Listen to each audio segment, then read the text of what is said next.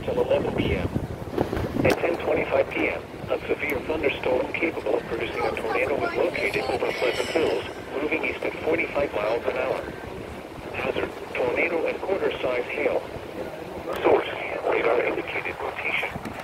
Impact, flying debris will be dangerous to those caught without shelter.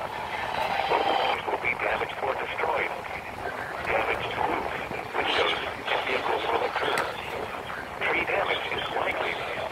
Locations affected including Cincinnati, Fairfield, Norwood,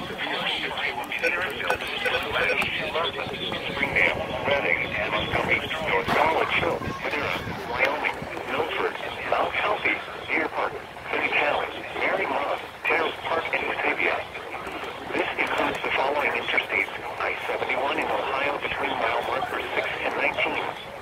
I-75 in Ohio between mile markers 7 and 17. Take cover now. Move to a basement or an interior room on the lowest floor of a sturdy building. Avoid windows.